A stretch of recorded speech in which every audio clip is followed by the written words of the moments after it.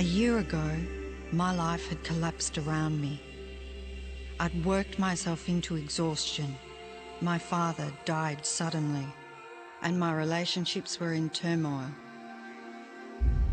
Little did I know at the time, out of my greatest despair was to come the greatest gift.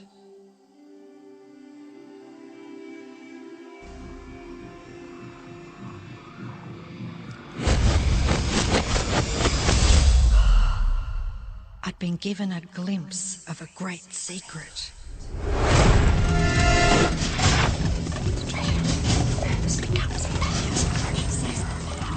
I began tracing the secret back through history.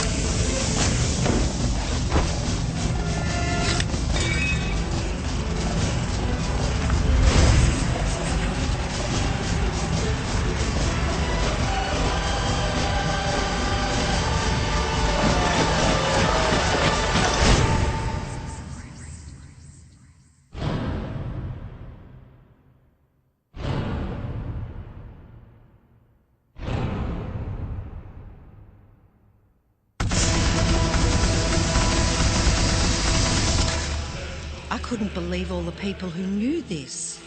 They were the greatest people in history.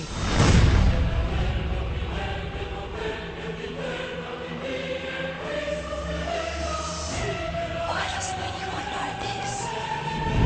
All I wanted to do was share the secret with the world. I began searching for people alive today who know the secret. One by one, they began to emerge.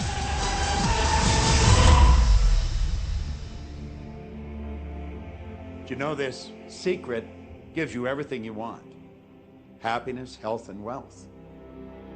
You can have, do, or be anything you want. We can have whatever it is that we choose. I don't care how big it is. What kind of a house do you want to live in? Do you want to be a millionaire? What kind of a business do you want to have? Do you want more success? What do you really want? I've seen many miracles take place in people's lives. Financial miracles, miracles of physical healing, mental healing, healing in relationships. All of this happened because of knowing how to apply the secret. This is the great secret of life.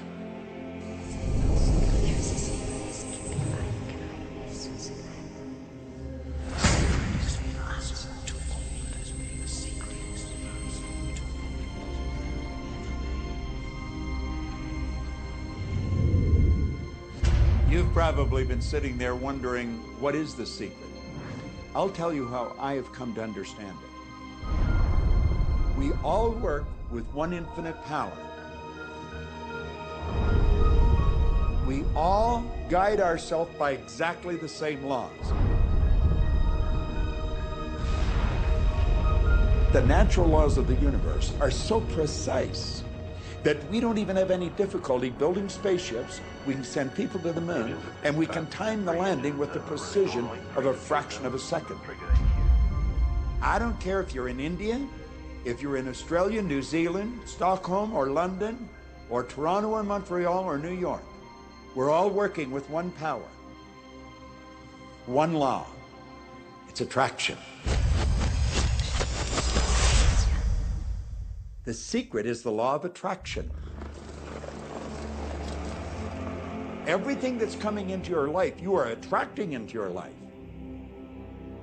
And it's attracted to you by virtue of the images you're holding in your mind. It's what you're thinking. You see, whatever is going on in your mind, you are attracting to you. Now, wise people have always known that. You can go right back to the ancient Babylonians. They've always known this. It's a small, select group of people. Why do you think that 1% of the population earns around 96% of all the money that's being earned? Do you think that's an accident? It's no accident. It's designed that way. They understand something. They understand the secret. And you are being introduced to the secret. The simplest way for me to look at the law of attraction is if I think of myself as a magnet, and I know that a magnet will attract to it. Very basically put, the law of attraction says that like attracts like, but we're really talking at a level of thought. Our job as humans is to hold on to the thoughts of what we want, make it absolute clear in our minds what we want, and from that we start to invoke one of the greatest laws in the universe, and that's the law of attraction. You become what you think about most, but you also attract what you think about most. If you see it in here, you're going to hold it here. And that principle can be summed up in 3 simple words. Thoughts become things. What most people don't understand is a thought has a frequency. Every thought has a frequency. We can measure a thought. And so if you're thinking that thought over and over and over again, or if you're imagining in your mind, okay, having that brand new car, having the money that you need, building that company, finding your soulmate, if you imagine what that looks like, you're emitting that frequency on a consistent basis. Thoughts are sending out that magnetic signal that is drawing the parallel back to you. See yourself living in abundance, and you will attract it. It always works. It works every time with every person. Here's the problem. Most people are thinking about what they don't want, and they're wondering why it shows up over and over and over again.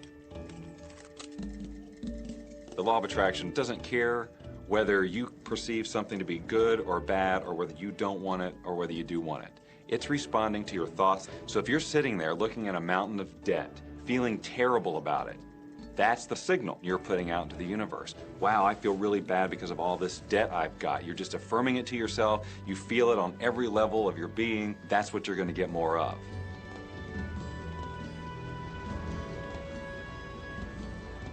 So when you're looking at that thing you want and you're saying yes to it, you're activating a thought. And the law of attraction is responding to that thought and bringing you things that match that. But when you are looking at something that you do not want and you shout no at it, you are actually not pushing it away. Instead, you are activating the very thought of what you do not want, and now law of attraction is lining those things up for you also. This is a universe that is based upon attraction. Everything is about attraction.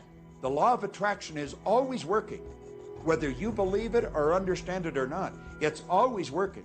You might be thinking about the past or the present or the future, but whether you're remembering or observing or imagining, still in that process you are activating thought. And law of attraction, which is the most powerful law in the universe, is responding to your thought. Creation is always happening.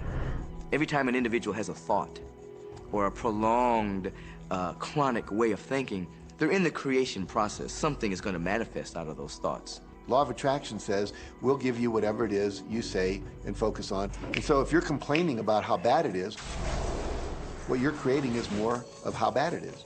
Oh, look! I got that!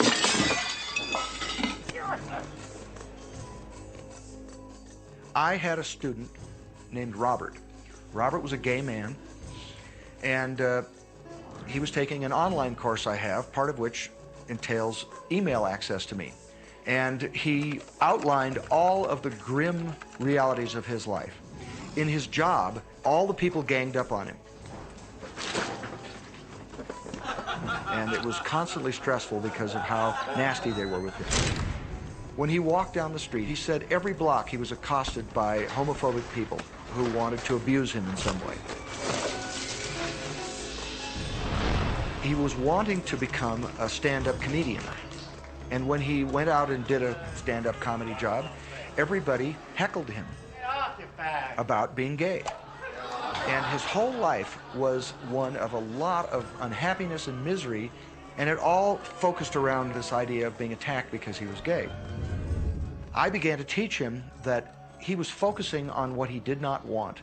I directed him back to his email that he sent me and said, read it again. Look at all the things you do not want that you're telling me about. And I can tell you're very passionate about this.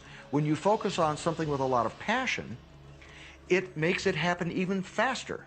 And then he really started taking this thing about focusing on what you want to heart.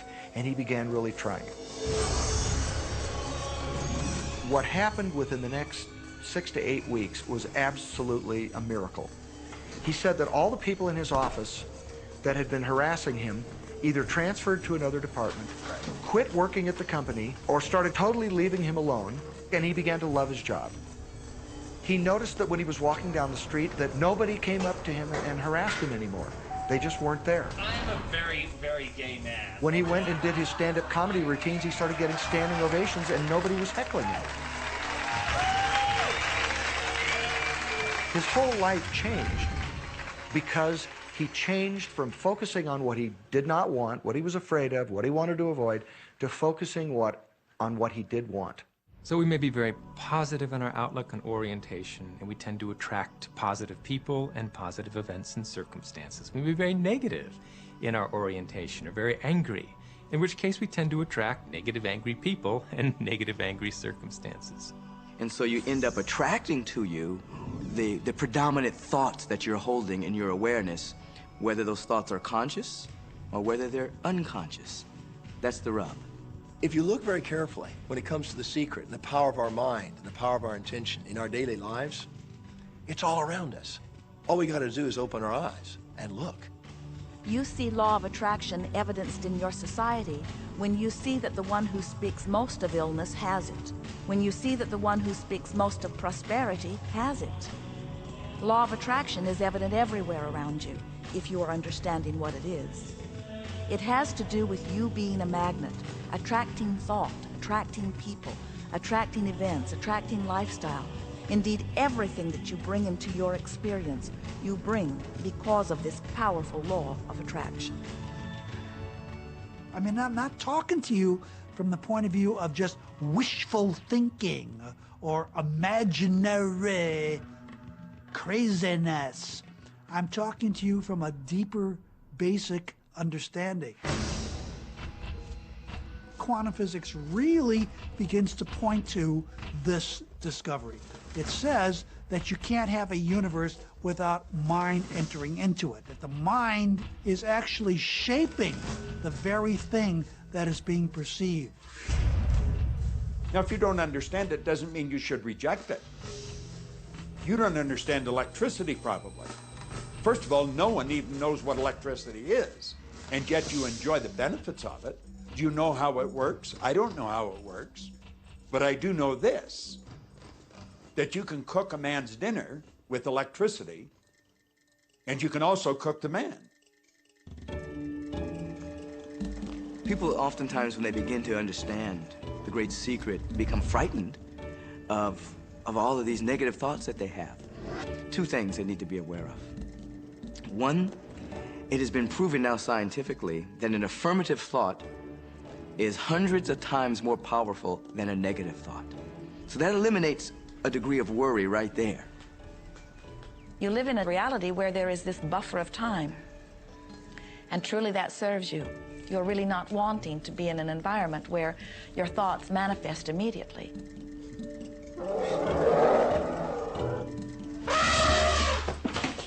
The evidence is long in coming, and that is really a good thing. So you want to become aware of your thoughts, you want to choose your thoughts carefully, and you want to have fun with this, because you are the masterpiece of your own life.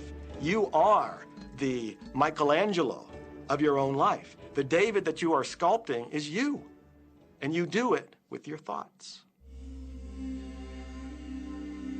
The leaders in the past who had the secret wanted to keep the power and not share the power. So they kept people ignorant of the secret. People went to work, they did their job, they came home. They were on a treadmill with no power because the secret was kept in the few. We live in a universe in which there are laws. Just as there's a law of gravity, if you fall off a building, it doesn't matter whether you're a good person or a bad person, you're gonna hit the ground. Everything that's around you right now in your life, including the things you're complaining about, you've attracted. Now, I know at first blush that's going to be something that you hate to hear.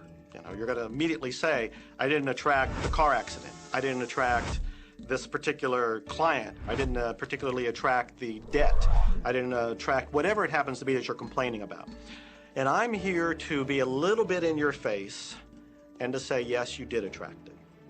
And this is one of the hardest concepts to get. But once you've accepted it, it's life transforming. This is part of the overall giant secret here. And most of us attract by default. We just think that we don't have any control over it. Our thoughts are on autopilot, our feelings are on autopilot, and so everything is just brought to us by default. Now, if this is your first time to hear this, it may feel like, oh, I have to now monitor my thoughts. This is going to be a lot of work. It will seem like that at first, but that's where the fun begins. We do not encourage that you try to monitor your thoughts. That will sort of make you crazy.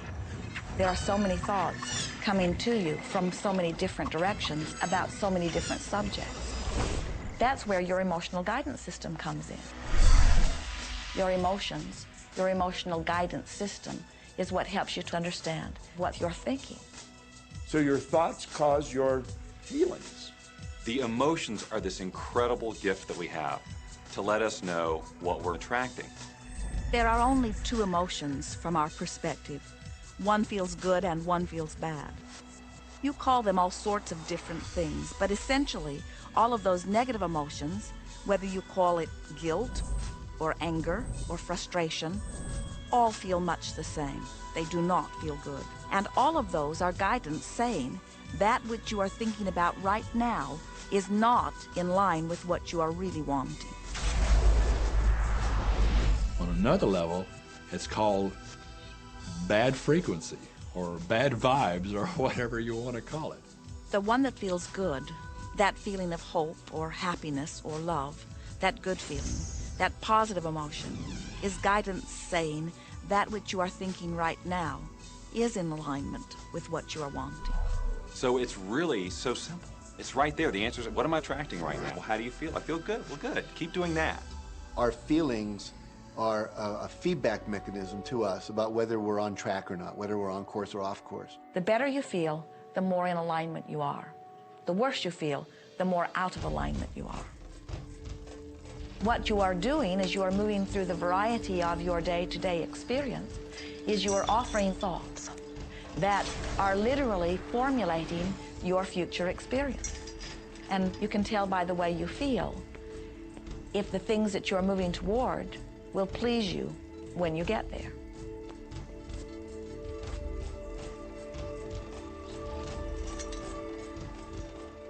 Whatever it is you are feeling is a perfect reflection of what is in the process of becoming. And you're getting exactly what you're feeling about, not so much what you're thinking about. That's why people, if they stub their toe out of bed, they tend to spiral.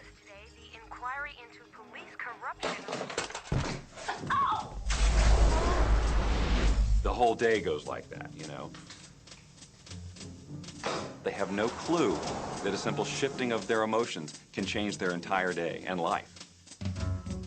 If you start out having a good day and you're in that particular happy feeling, as long as you don't allow something to change your mood, you're going to continue to attract, by the law of attraction, more situations, circumstances, people that sustain that happy feeling. Good days, bad days, rich get richer, poor get poorer. It's all about what these people are predominantly and continually feeling. You can begin right now to feel healthy. You can begin to feel prosperous.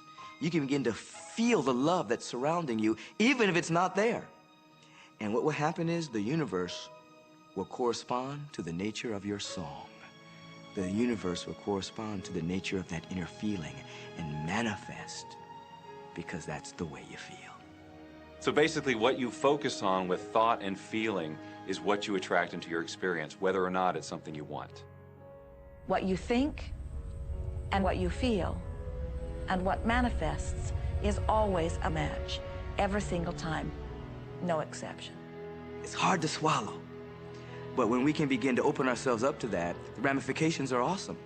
It means that whatever thought has done in your life, it can be undone through a shift in your awareness.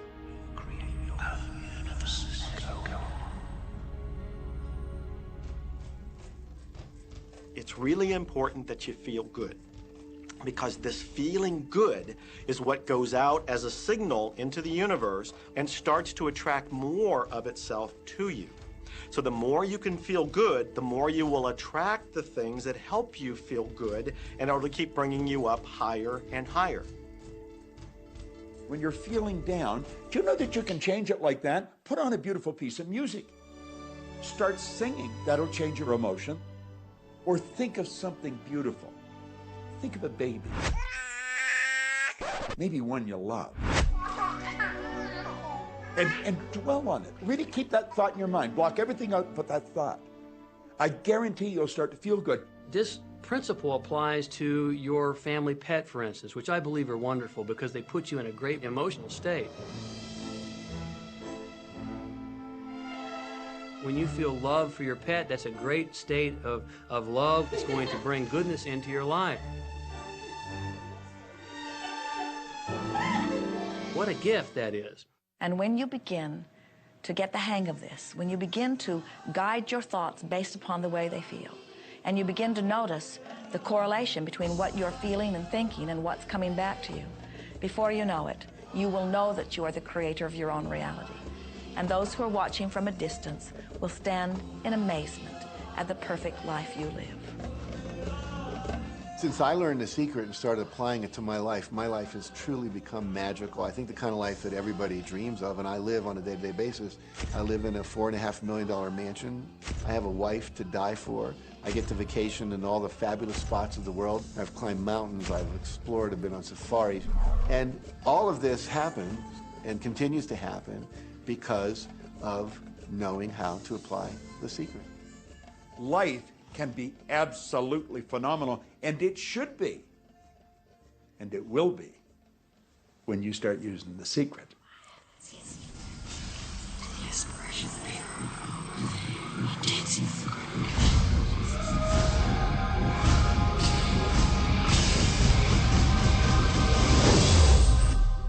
Well, a lot of people ask me what their job is in the creative process and what the job of the universe is. So let's look at that for a moment. Let's use this metaphor. If you think about Aladdin and his lamp, you've probably heard of that one. I mean, Aladdin picks up the lamp and he dusts it off, and out pops the genie.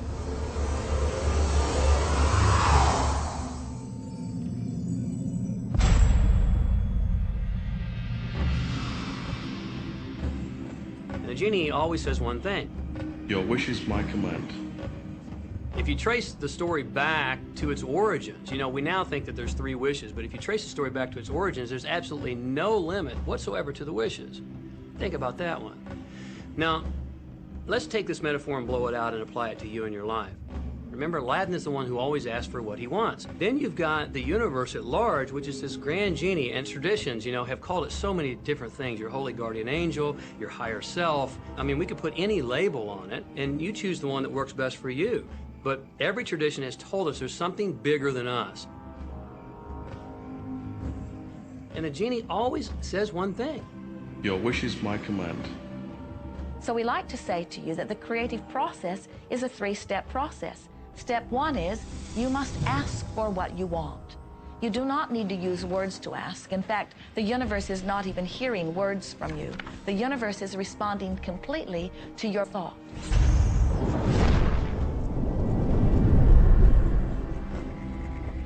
What do you really want? Sit down and write it out on a piece of paper. Write it in the present tense. You might begin by writing, I am so happy and grateful now that, and then explain how you want your life to be in every area. And this is really fun.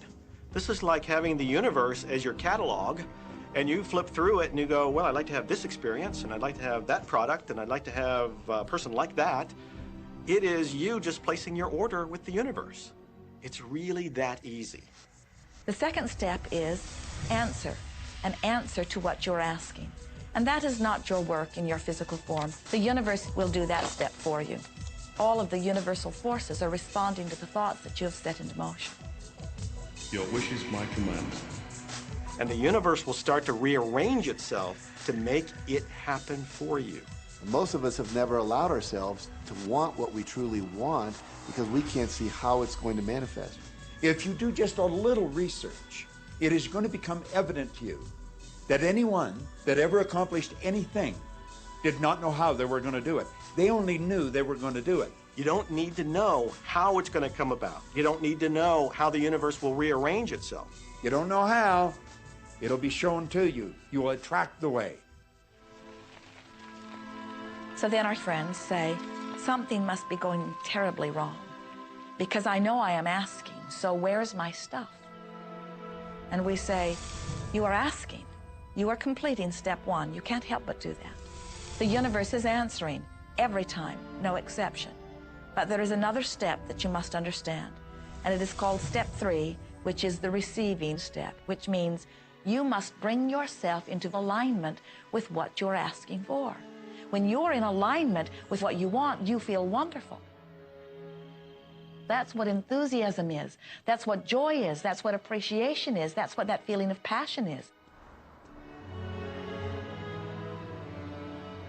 But when you are feeling despair or fear or anger, those are strong indicators that you are not right now in alignment with what you're asking for. And so when you begin to realize that the way you feel is everything, and you begin to direct your thoughts based upon how they feel, little by little, you can find the feeling place of it, and now you are one with it, and now it must manifest into your experience.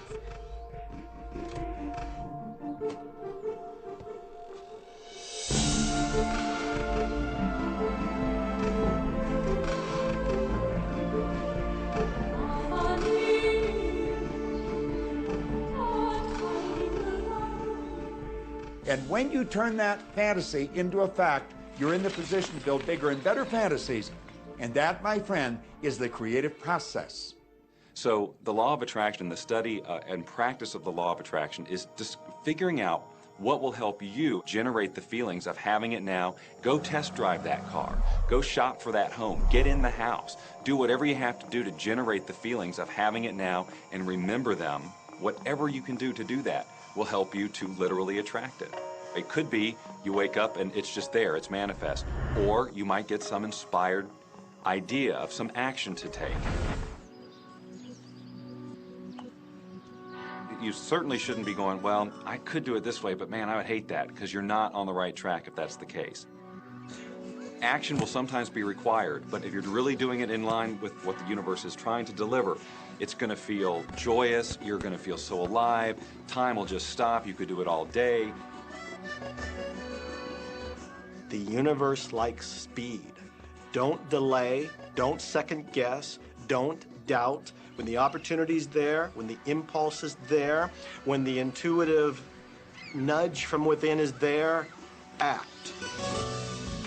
That's your job. And that's all you have to do. You will attract everything that you require. If it's money you need, you'll attract it. If it's people you need, you'll attract it. If it's a certain book you need, you'll attract it. You've got to pay attention to what you're attracted to. Because as you hold images of what you want, you're going to be attracted to things and they're going to be attracted to you. But it literally moves into physical reality with and through you. And it does that by law. You can start with nothing. And out of nothing, and out of no way, a way will be made. Think of this. A car driving through the night, the headlights only go 100 to 200 feet forward. And you can make it all the way from California to New York driving through the dark because all you have to see is the next 200 feet. And that's how life tends to unfold before us. And if we just trust that the next 200 feet will unfold after that, the next 200 feet will unfold after that, your life will keep unfolding and it will eventually get you to the destination of whatever it is you truly want because you want it.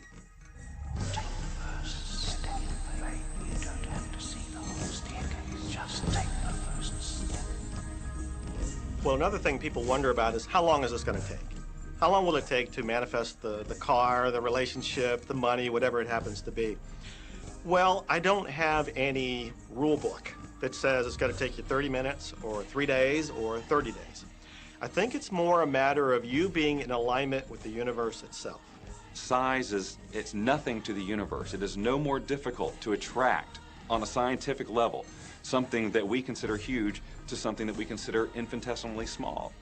The universe does everything it does with zero effort. Grass doesn't strain to grow. It's effortless. It's just this great design. It's all about what's going on up here. It's about what we put in place, saying this is big, it's going to take some time. This is small, oh, I'll give it an hour. You know, those are our rules that we define. There are no rules according to the universe. You provide the feelings of having it now, it will respond. Some people have an easier time with little things, and so we sometimes say, well, start with something small, like a cup of coffee. Make it your intention to attract a cup of coffee today. Hold an image of talking to an old friend that you haven't seen for a long time. Somehow or another, somebody's going to start talking to you about that person. That person's going to phone you, or you'll get a letter from them. People are amazed how that I line up car parks, and I've done this right from when I first understood The Secret. I would visualize a car space exactly where I wanted, and 95% of the time it would be there for me, and I just pull straight in. 5% of the time I have to wait just a minute or two, and the person would pull out and I'd pull in. So I do that all the time.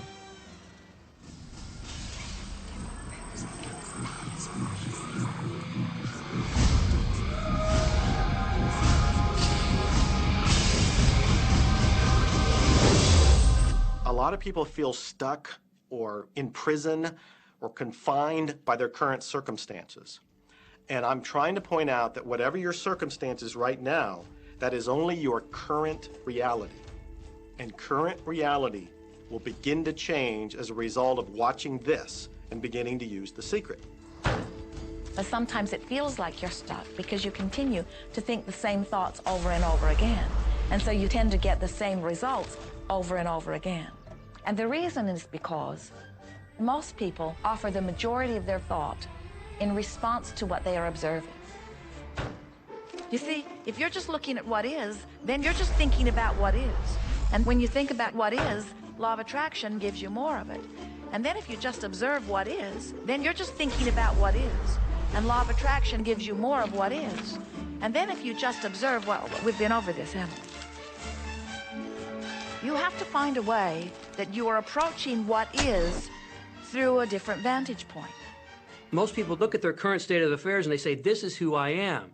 That's not who you are. That's who you were. You see, if you look at your current state of affairs right now, let's say, for instance, that you don't have a lot of money in your bank account, or you don't have the relationship that you want, or your health and fitness isn't up to par. That's not who you are. That's the residual outcome of your past thoughts and actions.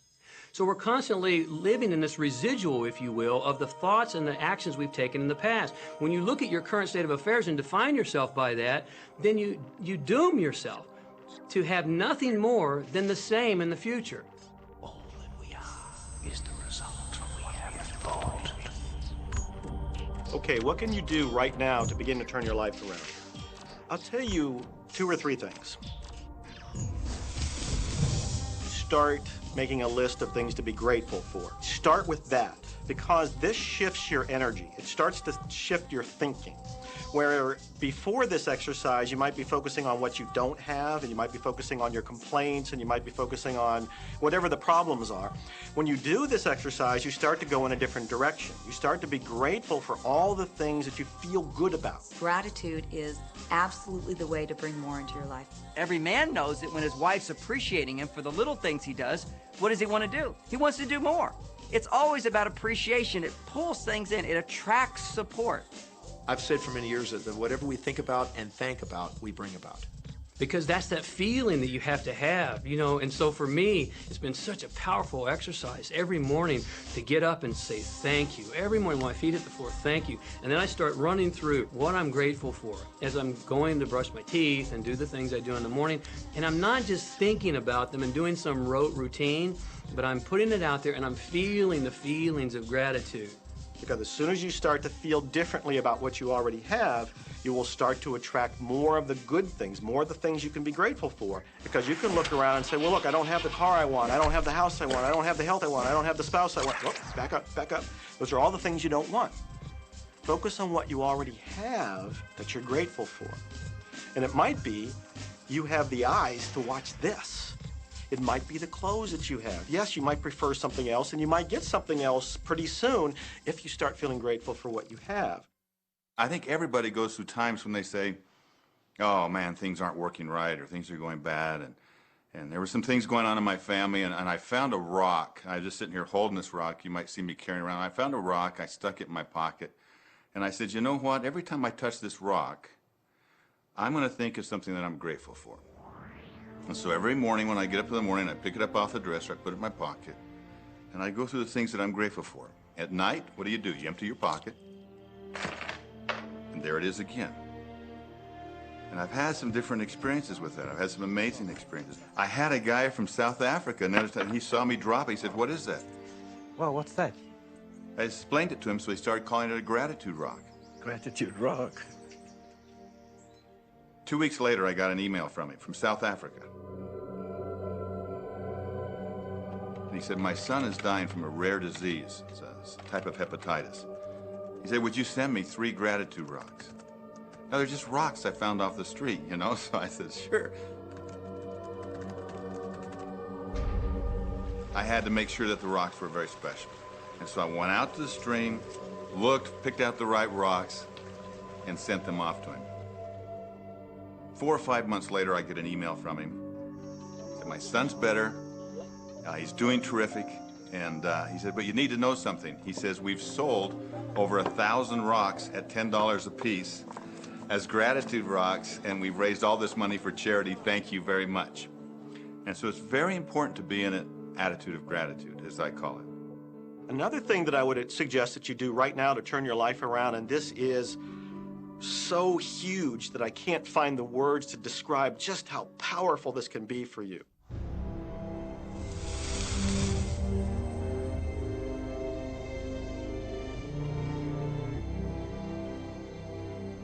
I took the visualization process from the Apollo program and instituted it during the 1980s and 90s into the Olympic program. And it was called Visual Motor Rehearsal. When you visualize, then you materialize. And the interesting thing about the mind is we took Olympic athletes and then hooked them up to sophisticated biofeedback equipment and had them run their event only in their mind. Incredibly, the same muscles fired in the same sequence when they were running the race in their mind as when they were running it on the track. How could this be? Because the mind can't distinguish whether you're really doing it or whether it's just a practice. I think if you've been there in the mind, you'll go there in the body. When you're visualizing, when you've got that picture playing out in your mind, always and only dwell upon the end result.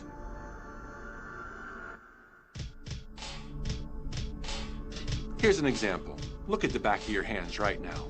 Really, look at the back of your hands. The color of your skin, the freckles, the blood vessels, the rings, the fingernails, the fake fingernails. Take in all those details right before you close your eyes. And then see those hands, your fingers, wrapping around the steering wheel of your brand new car.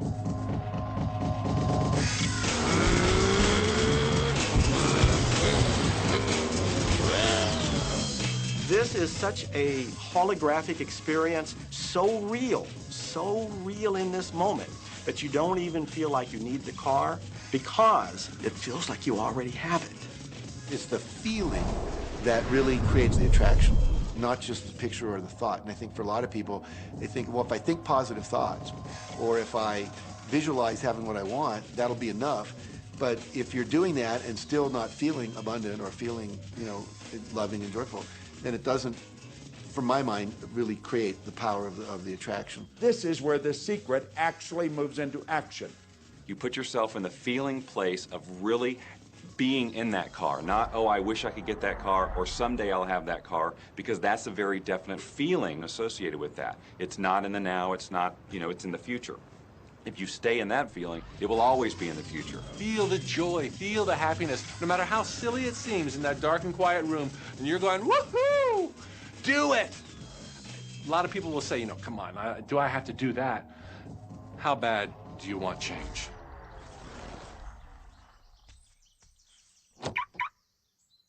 Now that feeling and that inner seeing will begin to be an open doorway through which the power of the universe will begin to express. What power? I cannot say. All I know is that it exists. Our job is not to figure out the how. The how will show up out of the commitment and the belief in the what. The hows are the domain of the universe.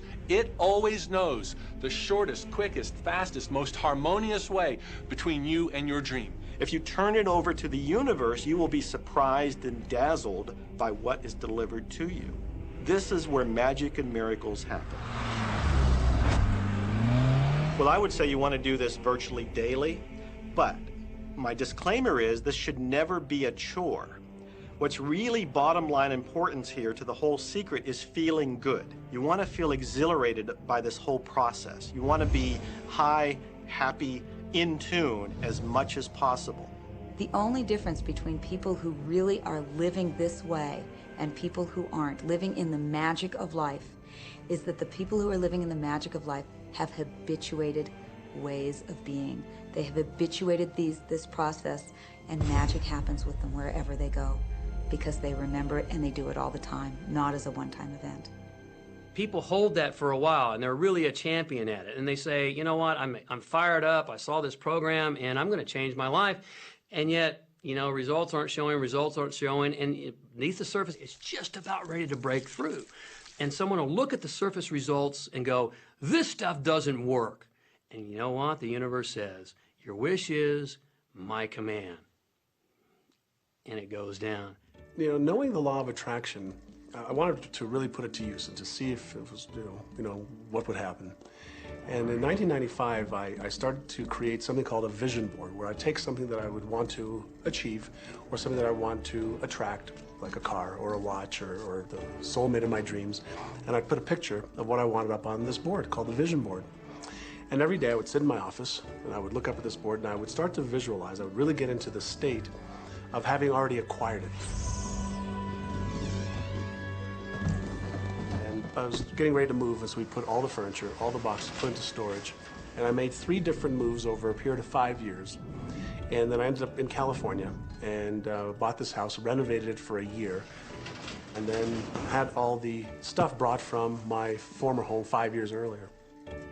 One morning, about 7:30 in the morning, my son comes into my office, and one of the boxes that was sealed for 5 years was right at the doorstep. And my son, Keenan, was sitting on the box, banging away at the box, and I said, sweetheart, will you please stop me? I'm doing some work here. And he says, what's in the boxes, Daddy? And I said, well, honey, those are my vision boards. What's a vision board? I said, well, it's where I put all my goals up. I cut them out and I put all my goals up as something that I want to achieve in my life. And of course, at 5.5 years old, he didn't understand it. So I said, sweetie, let me just show you, because that'll be the easiest way to do it. And so I cut the box open. And when I pulled up the vision boards, there was a picture on there of a home that I was visualizing 5 years earlier. And what was shocking to me was we were living in that house, not a house like it. I had bought my dream home, renovated it, and didn't even know it. But I looked at that house, I started to cry because I was just blown away. Why are you crying? Honey, I finally understand how the law of attraction works. I finally understand the power of visualization. I finally understand everything that I've read, everything that I've worked with my whole life, the way I've built companies. It worked for my home as well. And I bought our dream home and didn't even know it.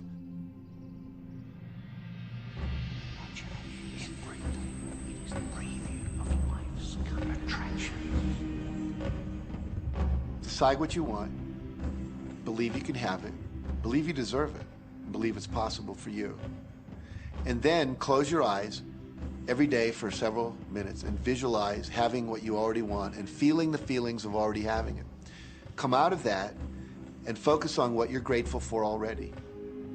And really enjoy it, okay?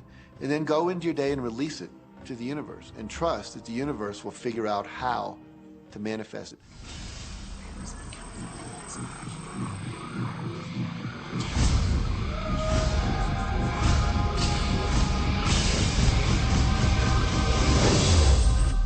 No, The Secret was definitely a real transformation for me because I grew up in a family where my dad was very negative, thought that rich people were people that had ripped everyone off, thought that anyone who had money, must have deceived somebody.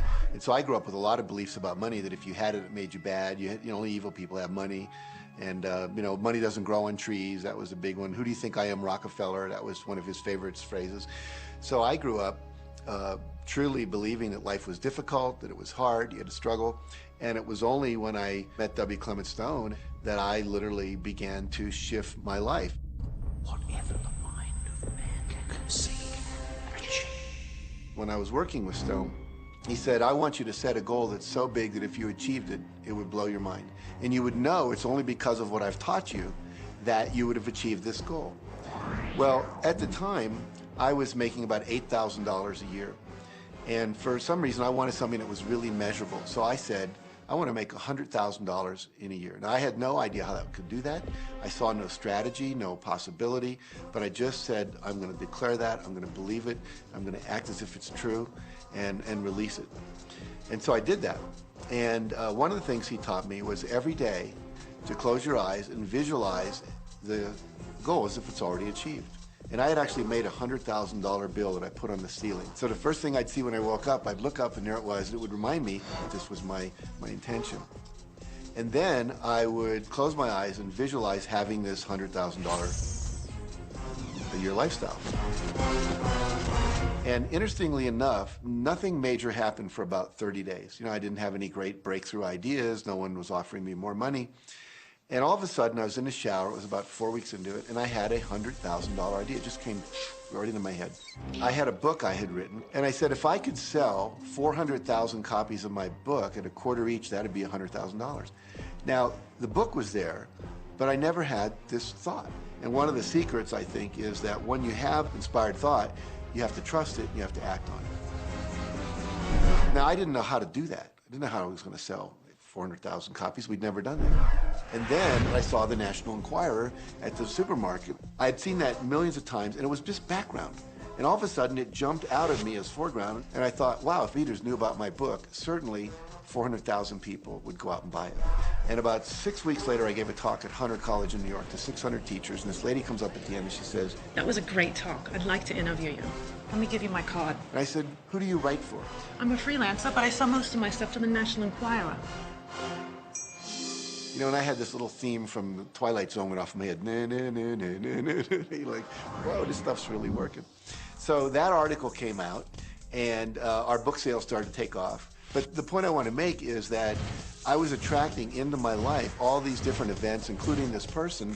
And to make a long story short, I did not make $100,000 that year. We made $92,327. But do you think we were like depressed and going, this doesn't work? No, we were going, whoa, this is amazing. And so my wife said to me, wow, if it works for 100,000, you think it'll work for $1 million? And I said, I don't know. I think so. Let's try it. My publisher actually wrote me a check as a royalty check for our first Chicken Soup for the Soul book. And he actually put a smiley face in his signature because it was the first $1 million check he'd ever written. And so I know from my own experience, because I wanted to test it, does this secret really work? And when we put it to the test, it absolutely worked. And now I live my life from that every single day. Well, I can just imagine what a lot of people that are watching this are thinking. And that is, how can I attract more money into my life? How can I get more of the green stuff? How can I get more wealth and prosperity? How can I, when I love my job, deal with the credit card debt that I have? And the realization that maybe there's a ceiling on the money that can come in because it's coming to me through my job. How can I bring in more? Intend it. This goes back to one of the things we've been talking about throughout the whole secret. Your job is to declare what you would like to have from the catalog of the universe. Well, if cash is one of them, say how much you would like to have. I would like to have $25,000 unexpected income within the next 30 days. or whatever it happens to be. It should be believable for you. Most people have a goal of getting out of debt. That'll keep you in debt forever. Whatever you're thinking about, you will attract. You'll say, but it's get out of debt. I don't care if it's get out or get in. If you're thinking debt, you're attracting debt. Set up an automatic debt repayment program and then start to focus on prosperity. So many times people say to me, well, I'd like to double my income in the next year. But then you look at their actions and they're not doing the things that are going to make that happen. And they'll turn right around and go, well, I can't afford that. Okay, guess what? Your wish is my command. As you are fussing about not having enough money, as you are talking to your friend about not having enough money, as you are feeling unhappy about not having enough money, you are actually activating within yourself or continuing the activation of a thought that is very different from the desire that you have launched. What it just comes down to is you just can't want more money and focus upon not enough. When I first understood the secret, I was getting bills. Every day I'd get a bunch of bills in the mail. And I thought, how do I turn this around? The law of attraction states that what you focus on, you will get. So I got a bank statement. I whited out the total and I put a new total in there. I put exactly how much I wanted to see in the bank. So I thought, what if I just visualize checks coming in the mail? So I just visualize a bunch of checks coming in the mail. Within just 1 month, things started to change. And it is amazing. Today, I just get checks in the mail. I get a few bills, but I get more checks than bills. I grew up on you have to work hard for money, you have to work hard for money. And so I replaced that with money comes easily and frequently. Now, in the beginning, it feels like a lie, right? There was a part of your brain that will say, oh, you liar, it's hard. So you have to know it's this little tennis match that will go on for a while. When it comes to creating wealth, wealth is a mindset. It's all about how you think. I'd say 80% of my coaching that I do one-on-one with folks is about their psychology and the way they think. And I know when people are listening, they say, oh, well, you can do it, I can't. Every person has the capability to change the way they're in a relationship and conversation with money. I find so many people who maybe make a tremendous amount of money, but their relationships stink. That's a technical term, by the way. And that's not wealth. It really isn't. You can go after the money and you might get rich, but it doesn't guarantee you'll be wealthy. I'm not suggesting that money isn't a part of wealth. It absolutely is, but it's only a part. And then I meet a lot of people who are quote unquote spiritual, but they're sick and broke all the time. That's not wealth either. Life is meant to be abundant in all areas. Many people in Western culture are striving for success. They want to have the home, they want their business to work, they want all of these things. But what I found in my research is that having those things certainly doesn't guarantee what we really want, which is happiness. And that's when all those outer things come. They don't come from going after them first to get happiness. It's backwards. You go for the sense of inner joy, of inner peace, of inner vision first, and then all the other things from the outside appear.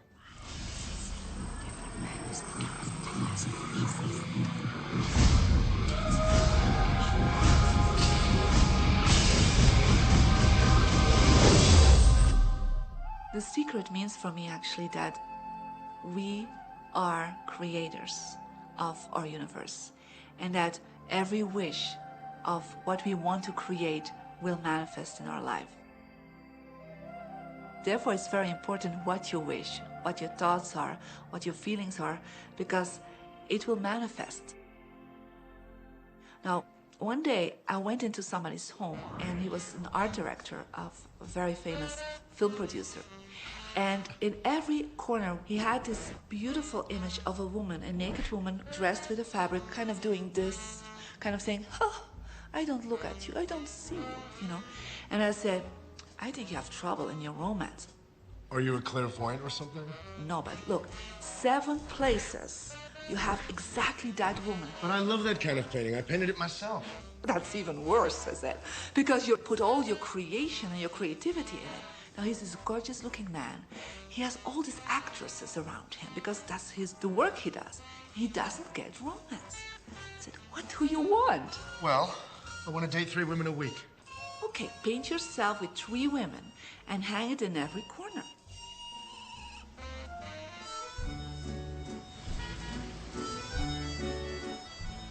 6 months later, see him in Europe and said, how is your love life?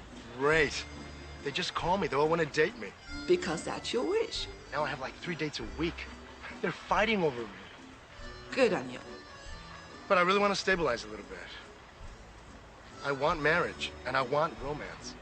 Well, paint it, okay?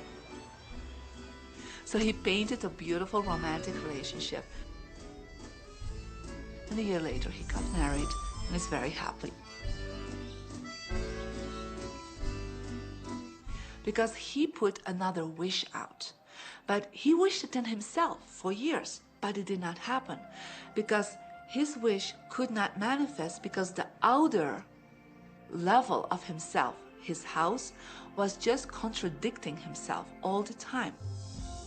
So if you know this knowledge, you should start playing with it. Inside relationships, it's important to first understand who's coming into the relationship.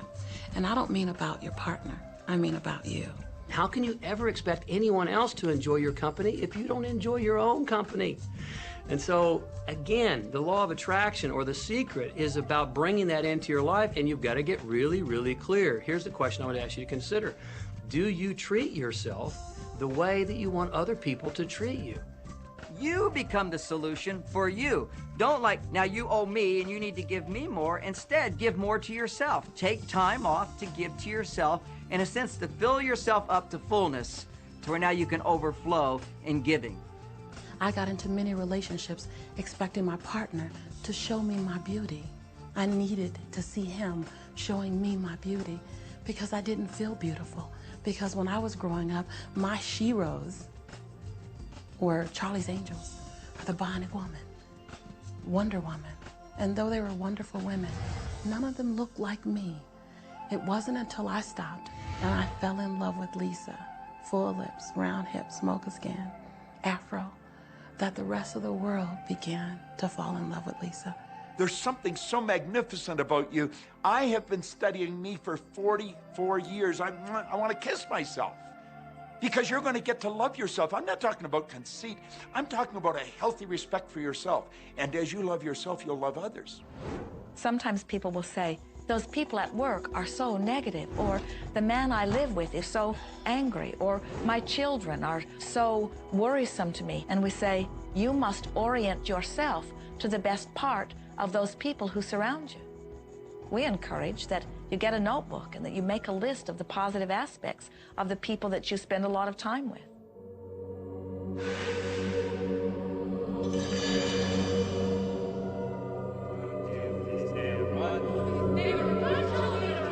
There could be someone that you have a terrible experience with, a terrible relationship with. And in the privacy of your own mind, and with quite a bit of work, we will admit, as you focus upon things that you like most, those people will become that mostly to you. And even though you cannot create in their reality, if they are in a mood or an attitude that doesn't match the mood or attitude that you have about them, they'll zig while you zag. Law of attraction will not put you in the same space together. Your frequencies don't match up.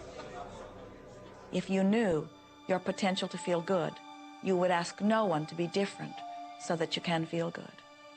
You would free yourself of all of that cumbersome impossibility of needing to control the world or control your mate or control your child. You are the only one who creates your reality. For no one else can think for you. No one else can do it. It is only you. Every bit of it you.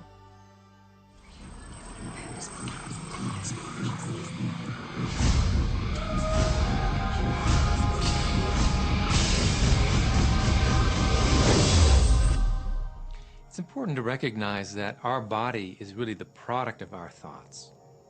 We're beginning to understand in medical science the degree to which the nature of thoughts and emotions actually determines the physical substance and structure and function of our bodies.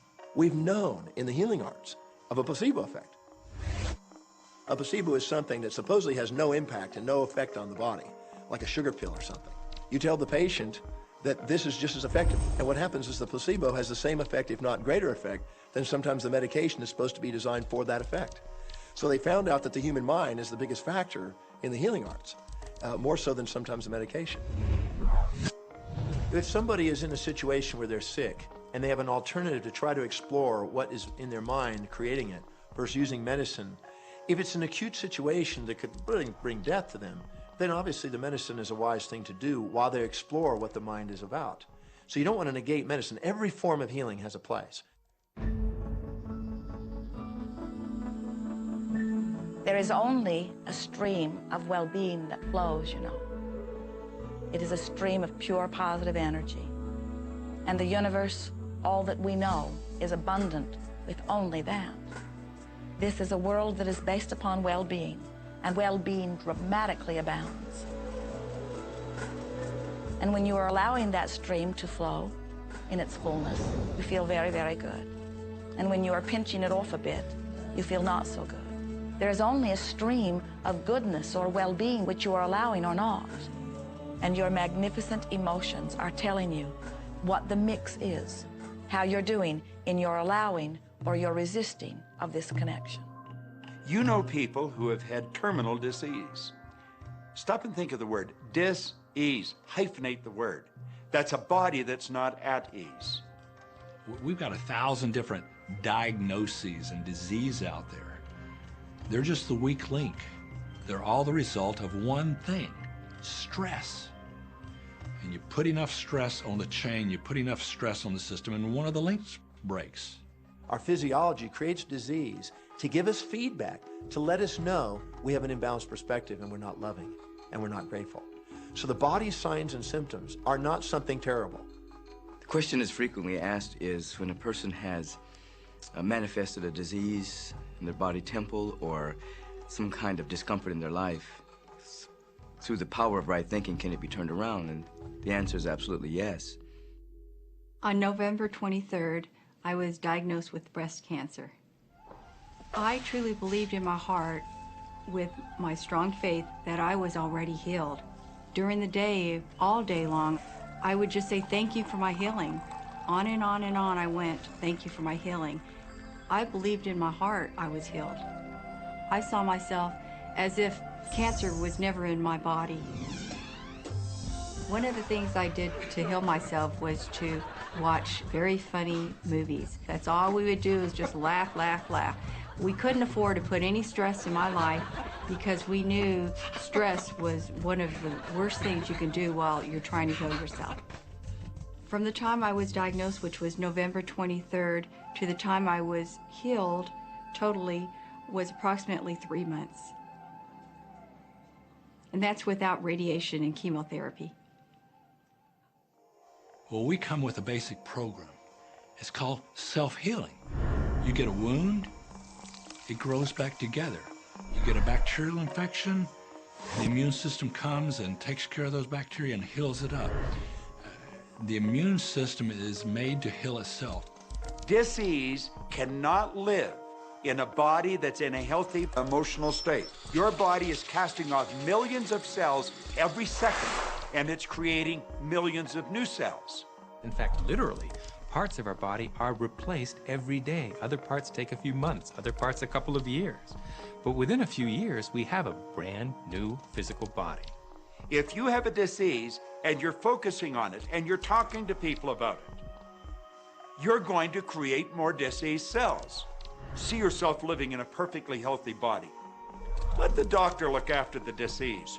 Can you feel the difference between having painful arthritis in your hips and feeling fearful about it, or having painful arthritis in your hips and feeling hopeful about it? The difference between fearful and hopeful is the difference between recovery or not. Happier thoughts lead to essentially a happier biochemistry, a happier, healthier body. Negative thoughts, stress have been shown to seriously degrade the body and the functioning of the brain, because it's our thoughts and emotions that are continuously reassembling, reorganizing, recreating our body.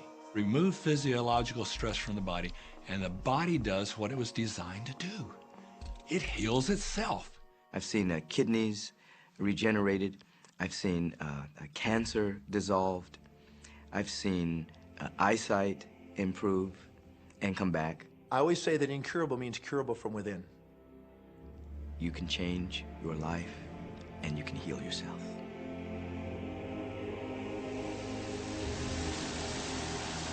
Well, my story begins on March 10, 1981. It really changed my whole life. It was a day I'll never forget. I crashed an airplane.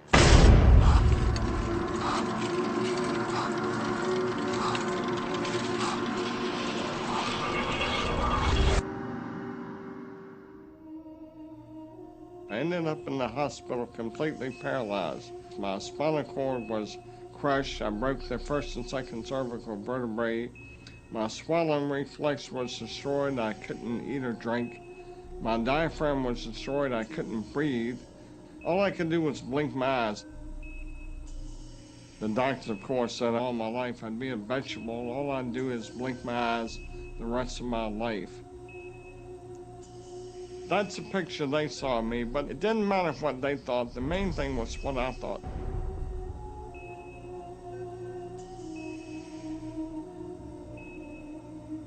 I picture myself being a normal person again, walking out of that hospital. The only thing I had to work with in the hospital was my mind. As long as you have your mind, you can put things back together again. I was hooked to a respirator, and they said I'd never breathe on my own again because my diaphragm was destroyed. But this little voice kept saying to me, breathe deep, breathe deep.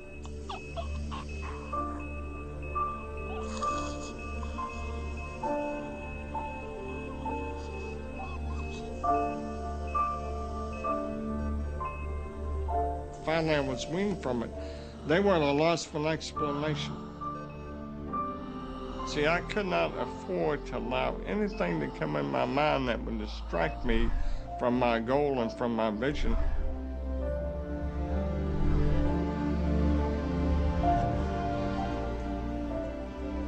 Well, I set a goal to walk out of the hospital on Christmas. That was my goal.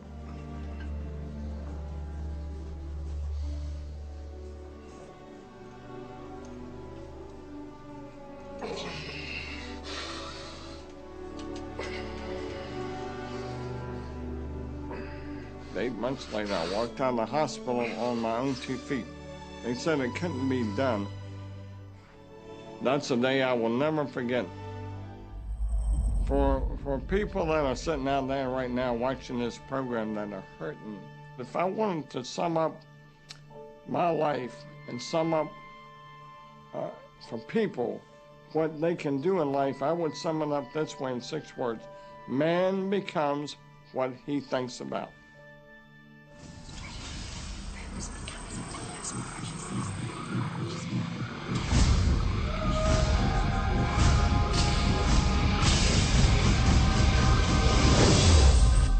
We notice that there are so many people who are living life in a very conditional way. They look out and they see things that are wonderful and they say, yes, we want more of those. We would vote for that. We would support that with our time and energy and money. But then they look out and they see things that they do not want, terrible things that they do not want to live and that they do not want to see others live. And they say, we've got to do something about getting rid of those things. But they don't realize that as they push against the unwanted, they add power to it. In this world, there is a war against poverty and a war against cancer and a war against teenage pregnancy and a war against terrorism and a war against violence and a war against terrorism. We mentioned that there's a war against terrorism, and all of this pushing against is only adding to, because you can't say no and make it go away. When you shout no, law of attraction is lining that up. The reason that what you resist persists is because if you're resisting something, you're saying, no, I don't want this thing because it makes me feel this way, the way I'm feeling right now. So you're just putting out this really strong emotion of, wow, I really don't like this feeling, and it's there, and it just comes racing towards you. You know, the anti-war movement creates more war. The anti-drug movement has actually created more drugs because we're focusing on what we don't want, drugs. People will say, well, shouldn't I focus upon that? That is true.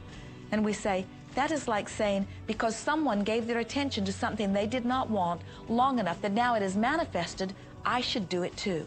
And we say, we don't really understand that reasoning.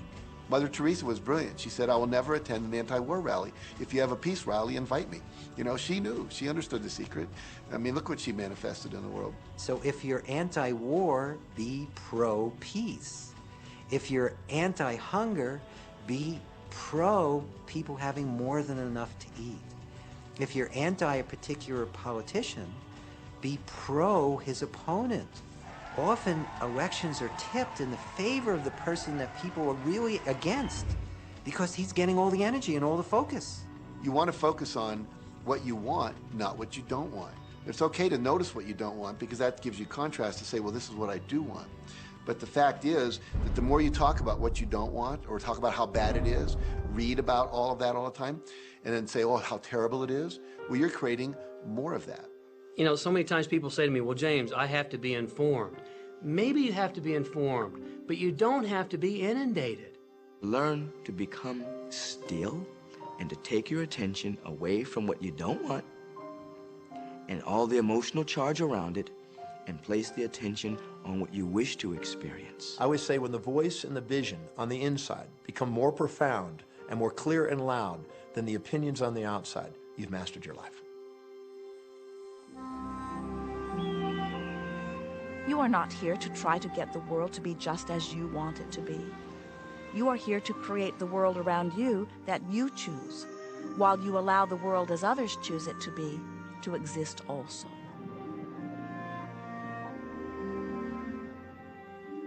One of the questions I get almost all the time, and it's probably on somebody's mind right now if it's not on yours, and that's the idea that, well, if everybody uses The Secret and they all treat the universe like a catalog, aren't we going to run out of stuff? Won't everybody just make a run for it and bust the bank?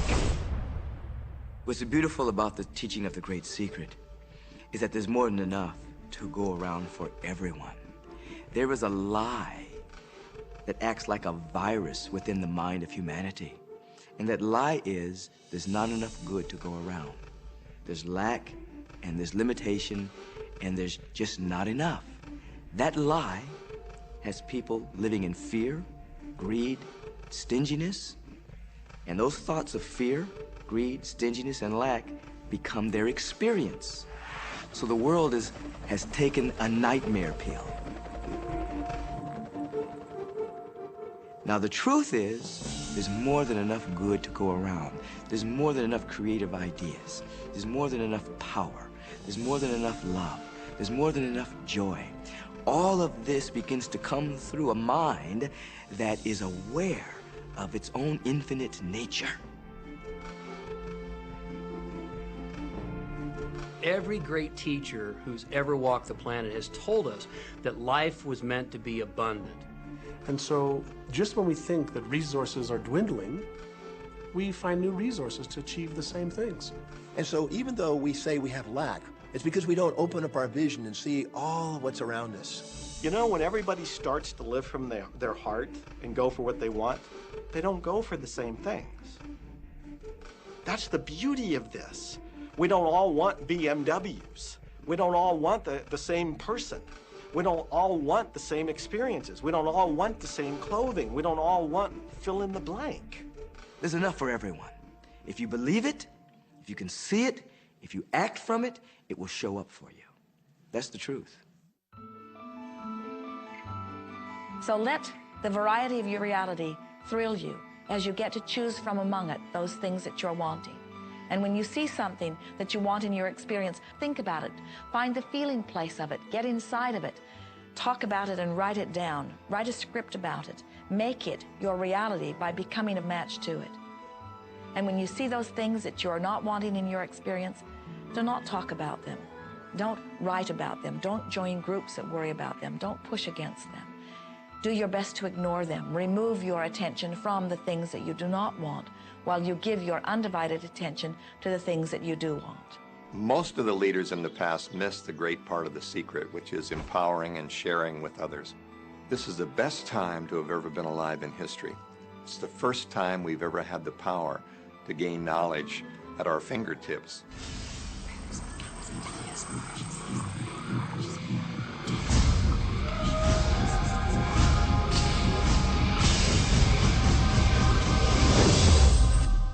When we look around us, even at our own bodies, what we see is the tip of the iceberg.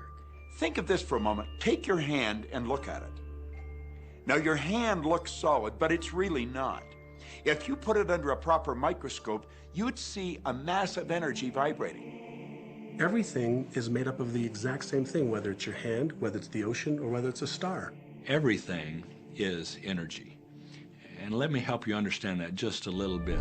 There's the universe, of course, and our galaxy, and our planet, and then individuals, and then inside of this body are organ systems, and then there's cells, and then there's molecules, and then there's atoms, and then there is energy.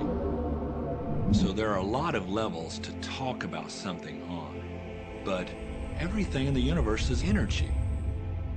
I don't care what city you're living in, you've got enough power in your body, potential power, to illuminate the whole city for nearly a week. Most people define themselves by this finite body, but you're not a finite body. I mean, even under a microscope, you're an energy field. Well, what we know about energy is this. You go to a quantum physicist and you say, what creates the world? And he or she will say, energy. Well, describe energy. Okay, it can never be created or destroyed. It's always was, always has been. Everything that ever existed always exists. It's moving into form, through form, and out of form. Okay, great. You go to a theologian and you ask the question, what created the universe? And he or she will say, God. Okay, describe God. Always was and always has been, never can be created or destroyed, all that ever was, always will be, always moving into form, through form, and out of form. You see, it's the same description, just different terminology. And so if you think you're this meat suit running around, think again. You're a spiritual being. You're an energy field operating in a larger energy field. We're all connected. We just don't see it. There isn't an out there and an in here. Everything in the universe is connected. It's just one energy field. You are extensions of source energy, and you are here in these magnificent bodies, but your bodies have distracted you, for the most part, from who you really are. You are source energy. You are eternal beings. You are God force. You are that which you call God. Scripturally, we could say that we are the image and the likeness of God. We could say we are another way that the universe is becoming conscious of itself. We could say that we are the infinite field of unfolding possibility. All of that would be true.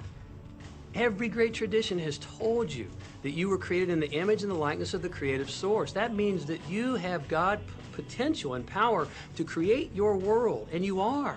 You are. And maybe you've created things to this point that are wonderful and worthy of you, and maybe you haven't. The question I'd ask you to consider is, do the results you have in your life, are they what you really want? And are they worthy of you? If they're not worthy of you, then when would now be the right time to change those? Because you have the power to do that. The power is under our control. You know, a lot of people feel like they're victims in life, and they'll often point to past events, perhaps growing up with an abusive parent or in a dysfunctional family. And I would add as a parenthesis here that most psychologists believe that about 85% of families are dysfunctional. So it's like all of a sudden you're not so unique. My parents were alcoholics, my dad abused me, my mother divorced him when I was 6. From the age of 13 to 18, I was involved in street gangs. I had a severe motorcycle accident. I was homeless at one point in Dallas.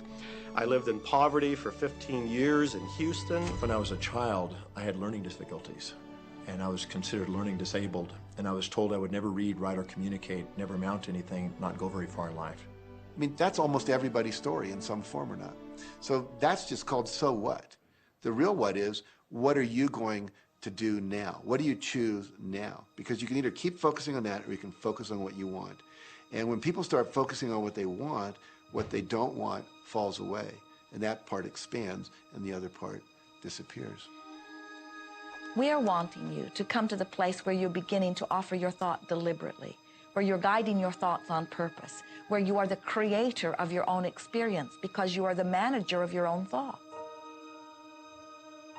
The beautiful thing about the law of attraction is that you can begin where you are, and you can begin to think, real thinking, and you can begin to generate within yourself a feeling tone of harmony and happiness.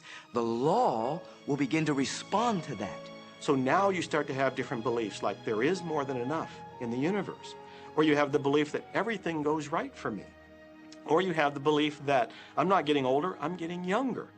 We can create it the way we want it by using the law of attraction. And you can break yourself free from your hereditary patterns, cultural codes, social beliefs, and prove once and for all that the power within you is greater than the power that's in the world. Some of you may be thinking, well, that's very nice, but I can't do that, or she won't let me do that, or he'll never let me do that, or I haven't got enough money to do that, or I'm not strong enough to do that, or I'm not rich enough to do that, I'm not. Every single I'm not is a creation. Whether you can or you can't, you are right. Are there any limits to this? Absolutely not. We are unlimited beings. We have no ceiling. The capabilities and the talents and the gifts and the power that is within every single individual on this planet is unlimited.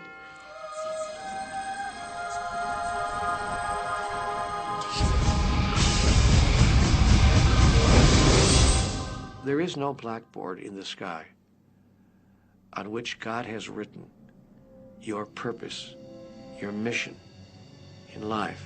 There's no blackboard in the sky that says, Neil Donald Walsch, a handsome guy who lived in the first part of the 21st century, who, colon, then there's a blank, you know, and all I have to do to really understand what I'm doing here, why I'm here, is to find that blackboard and find out what God really has in mind for me. But the blackboard doesn't exist.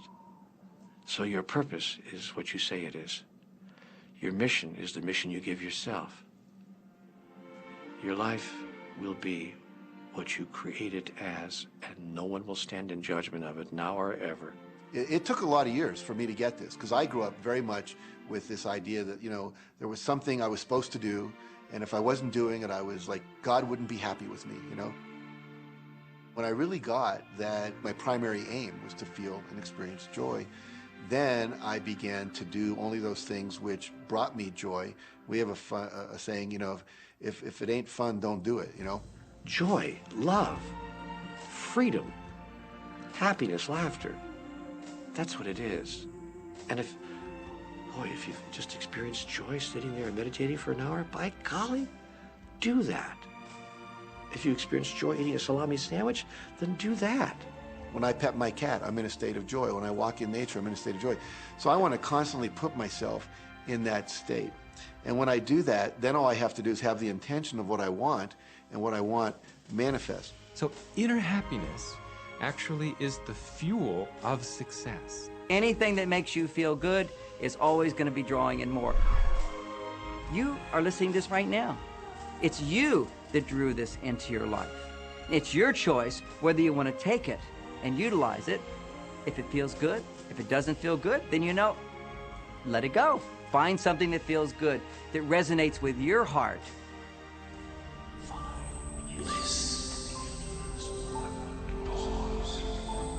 Joseph Campbell said, follow your bliss. We think those are the best words we have ever heard spoken from a human tongue. And if one could follow one's bliss, you would follow the trail to abundance and well-being on all subjects. Enjoy life with us, because life is phenomenal. It's a magnificent trip. You will live in a different reality, a different life, and people will look at you and say, what do you do different than me? Well, the only thing that is different is that you work with the secret. And then you can do and have and be things that people will say that's impossible for you to do and have and be. We're really now moving into a new era.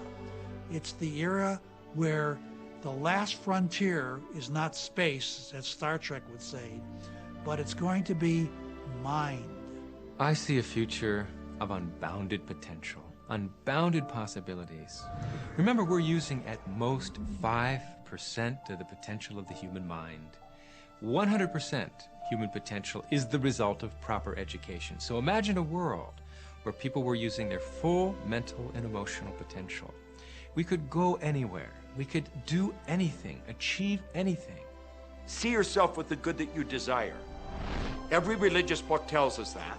Every great book on philosophy, every great leader, all the avatars who have ever lived. Go back and study the wise ones. Many of them have been presented to you in this program. You know what? They all understood one thing. They understood the secret. Now you understand it. And the more you use it, the more you'll understand it. You may be feeling that it would be easier to be hearing these words if they had come to you the first day of your experience upon this earth. And if we were talking to you on your first day of physical life experience, we would say to you, welcome to planet Earth.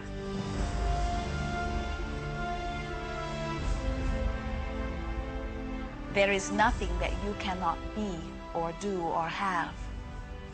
You are a magnificent creator, and you are here by your powerful and deliberate wanting to be here. Go forth, giving thought to what you are wanting, attracting life experience to help you decide what you want. And once you have decided, giving thought only unto that. Most of your time will be spent collecting data that will help you decide what it is you want. But your real work is to decide what you want and then to focus upon it. For it is through focusing upon what you want that you will attract it. That is the process of creating. I believe that you're great, that there's something magnificent about you. Regardless of what has happened to you in your life, regardless of how young or how old you think you might be, the moment you begin to think properly, there's something that is within you, there's power within you that's greater than the world, it will begin to emerge. It will take over your life. It will feed you. It will clothe you. It will guide you, protect you, direct you, sustain your very existence if you let it. Now that is what I know for sure.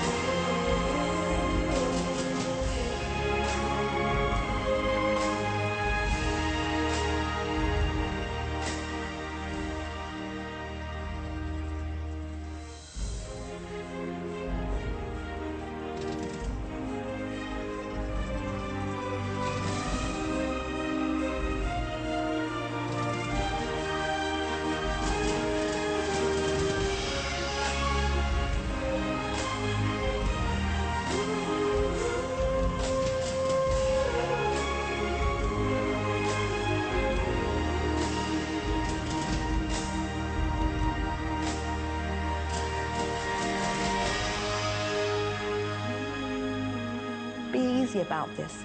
Have fun with it. There is nothing you are supposed to do, only that which you want to do.